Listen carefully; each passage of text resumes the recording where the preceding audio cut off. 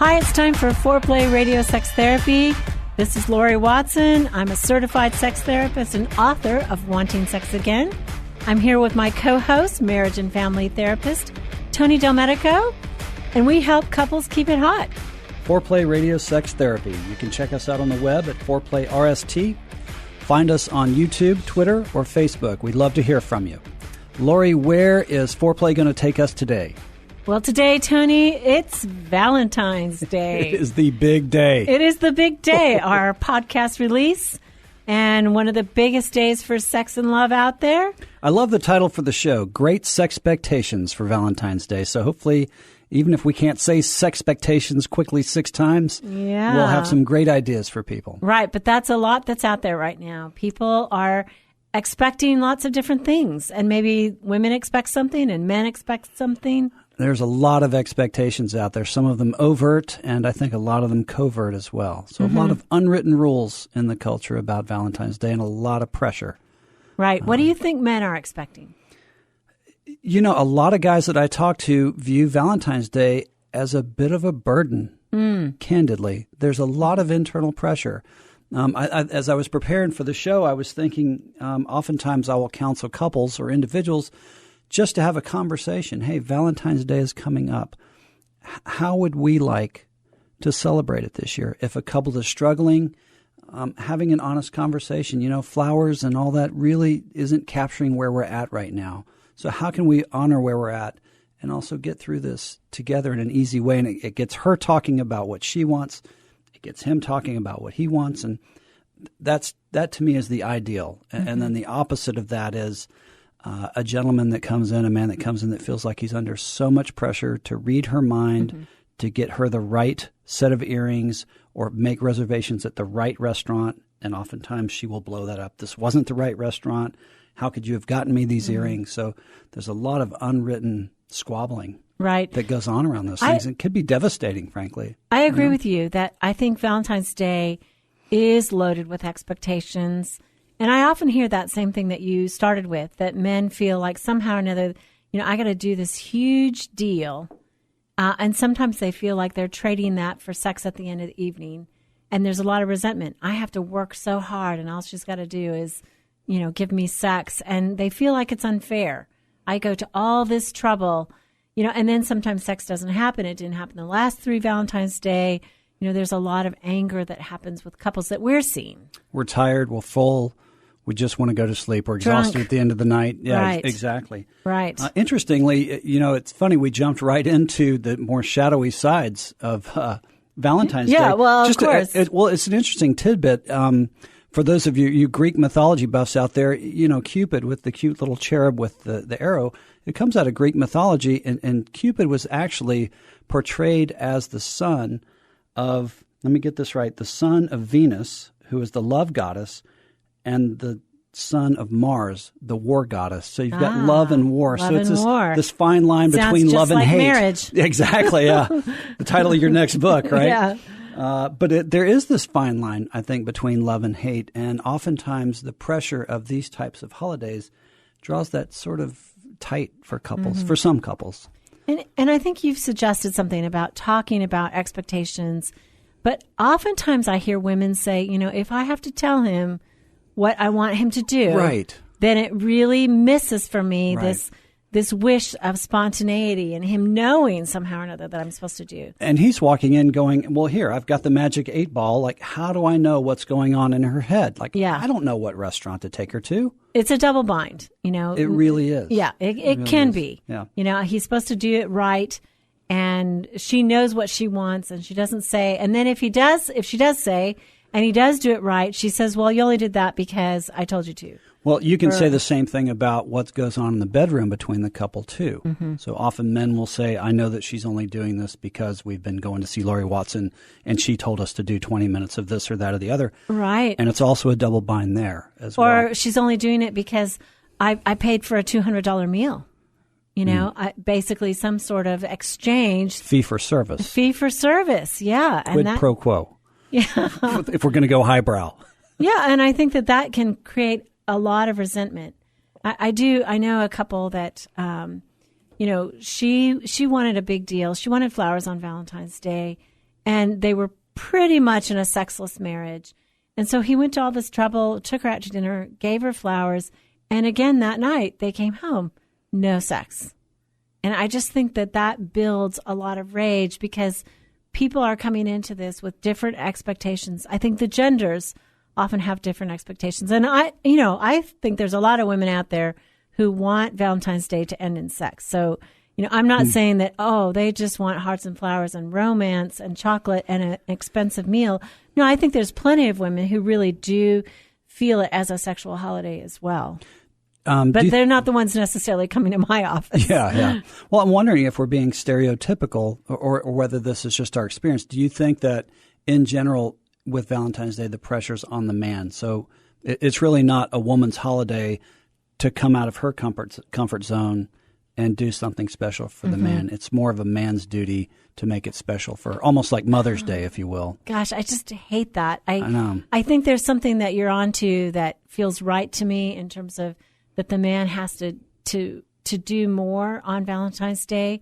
But I think part of it is that a woman's fantasies, her number one fantasy, this came out of research, the University of Quebec, it was in 2015, last year, and they basically measured, couples and genders' fantasies, trying to figure out what was most common, what was the weirdest, what was uncommon. And the number one fantasy for a woman was really about having sex with her romantic partner, followed by location, location, location.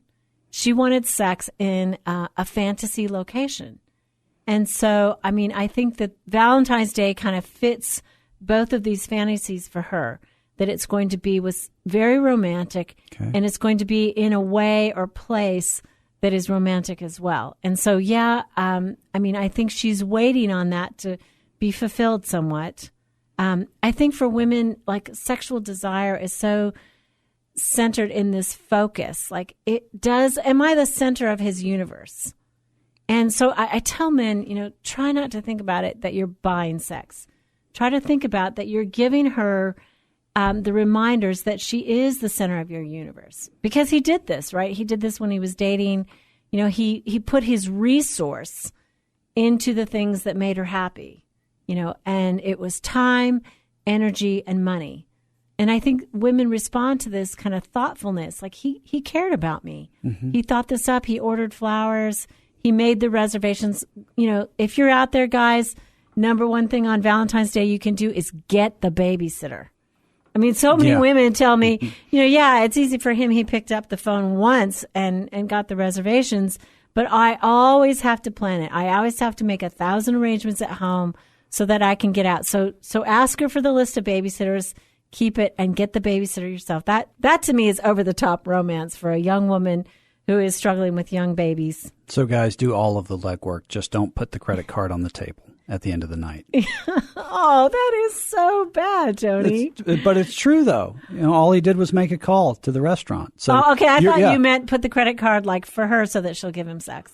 Oh, no. I was just saying, I was just saying pay for dinner. Yeah, I paid for dinner. But she's running all over town trying to find sitters. And if they're going to have a night at a hotel, for example, she's finding somebody to feed the dogs or the cats, or she's doing all the heavy lifting for what's going on. Yeah. And you're saying, have him go ahead and think all the way through this. And if you're going to make it special, go ahead and take it all the way to the end. Go ahead and make it really special. Yeah. And I think for women, especially the young mother theme again, get them out of the house. No. Do the hotel thing. That is a brilliant idea because I think women have trouble separating out the mom role from the sexy role. And so when they're away from the children, they don't, the kids are not going to walk in on her. Valentine's Day, ooh, yeah, definitely do a hotel room away. Well, and coming back to the credit card on the bed, the fee for service, that might be a nice way for a couple who is in a rut to do a little bit of role play and just have a little play around that at the end. No, if they're in that kind of a rut, I really don't think that's going to go over that well. I think that would be insulting. And I think that if he's feeling that already, his resentment and his anger is going to so show through that. Mm-hmm. It's not going to be a fun and game. Yeah, I was taking it from a fun and games place. Just if we're going to give great can't even say it. Great sex therapy, great Sexpectations for Valentine's Day. Role play. What things might be fun to do. Make it wild out of the ordinary.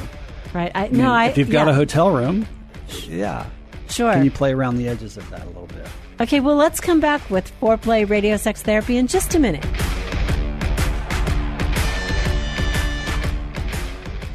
Wanting sex again. How to rediscover desire and heal a sexless marriage by certified sex therapist Lori Watson. Each chapter is designed to fix one of the problems that cause low libido, from early marriage through the childbearing years, even all the way through menopause. I've also had men read it and tell me that for them it was the most hopeful thing they read about resolving sexual problems. Look for Wanting Sex Again on Amazon.com. You can also talk to Lori Watson for therapy in person or via Skype. I offer couples counseling and sex therapy, and I think about both aspects of the relationship, emotional intimacy and sexual technique, and that combination together helps marriages be happy. Improve your sex and improve your relationship with Awakening Center for Couples and Intimacy. Find out more at awakenloveandsex.com and sign up for their next couples retreat weekend, hosted by Lori Watson. awakenloveandsex.com. Awaken what's possible. Welcome back to Foreplay Radio Sex Therapy. I'm marriage and family therapist Tony Del Medico, and I'm here with Lori Watson, author and sex therapist. And today we are talking about great sexpectations for Valentine's Day. And Lori, as we jump into the second half of this thing, it occurs to me we haven't put out a whole lot of great tips. And before we jump into that, both you and I think, are lamenting around, what can we bring to this that's new or unique or different? And doing some thinking around it and some research, I think the earliest Valentine card on record is from, let me get my notes out here, in the year 1415, the Duke of Orleans sent a love letter to his wife, who was imprisoned in the Tower of London. So she was about to be beheaded. Yeah, so there's no pressure on us. That's kind of romantic. Yeah, right. I love you. Dire. Goodbye. Yeah. My best girlfriend who is single, Valentine's Day is a really big deal to her, and she kind of feels good if she gets lots and lots of Valentines. Nice. Yeah. Well, I'm thinking about the pressure on you and I. So basically, there's a history of 600 years of trying to come up with ideas. Like, how are we going to reinvent the wheel today in the last 12 minutes of this program? Yeah, and I don't think it takes that. Is there any pressure? We're putting pressure on each other now. I do not think it takes necessarily a huge, unique idea. I think it takes thoughtfulness. A lot of men that I talk to, and some women, they say, I don't want to, we don't pay attention to Valentine's Day because that's so commercial. It's a Hallmark holiday. It's something that's just been created so that people will buy product. But in my mind, I think, it's also symbolic. It's a day of love, and it's all around. I mean, we see the hearts and the flowers, and we see our coworkers getting things. We hear them talking about it. I just think don't miss it. I don't care what you feel about it. If you think it's too commercial, celebrate at home then. Don't go out. But do something special. Celebrate your coupleship. Yeah. I mean, I just don't think it can be missed. Well, and I was thinking about those things that are special, and we go very quickly to a dozen red roses. We go to a box of Russell Stover chocolates. And those things have been done to death. Yeah. Mm-hmm. Champagne is wonderful, but it's champagne. So those things have been done. So there's things that can be special. If you and your partner like to share a cocktail, something that might be really special is finding a nice special drink that takes a little extra time in a cocktail shaker to make up with a twist of lemon and now some you're on it, and because something that's just nice. The alcohol is going to loosen up. And I think his expectation, is for oral sex. Well, and I say that's his expectation. So we went from cocktails to oral sex. I like that. There's a direct connection, fellas. Did you hear that? I really do. I think that if the whole night ends without that, I think he's going to be really disappointed. So now you're saying there's pressure on him to bring flowers and chocolate, and there's pressure on her for oral sex. Oh, I think that women definitely feel sexual pressure that night. If the sexual life has been disrupted and they've been disrupted, yeah, definitely. She is going to bemoan, oh my gosh, it's Valentine's Day. I got to get ready for it. I got to get up for it. So now we're talking about the other side of the coin. I think there is an alternate pressure, right, for women who feel like they have to be really sexual on that day. And I'm not saying, personally, I don't think that necessarily oral sex is really sexual, but I definitely think it is part of the package that provides the sexpectation on the male side for what should be happening that night. Not just sex, but definitely oral sex And maybe something else. I mean, you talked earlier about role play. He's going to expect her to dress up, right? Maybe lingerie. I mean, this is a sexy, not just romantic night, but a sexy night. I mean, I think that that's part of the culture. That's part of the expectations for the night. Don't you think that? I do. And I think the entire culture has an industry to support all of that, whether it's the lingerie industry, whether it's the restaurant industry doing the two for the fishnets. Yeah, everything sort of comes out during that time. So it sounds like it's tough for both. And I think what you were saying earlier about, if you don't want to buy into all those things, find things that are uniquely meaningful for the two of you to carve out some space together.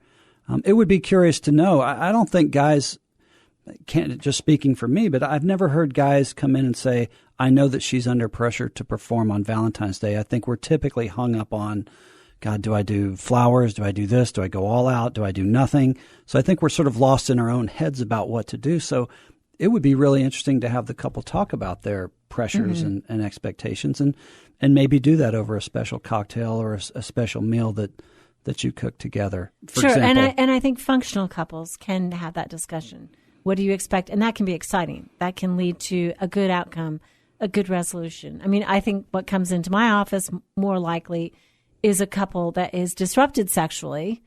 And he is talking about, look at nothing I do is going to lead to the sex that I want.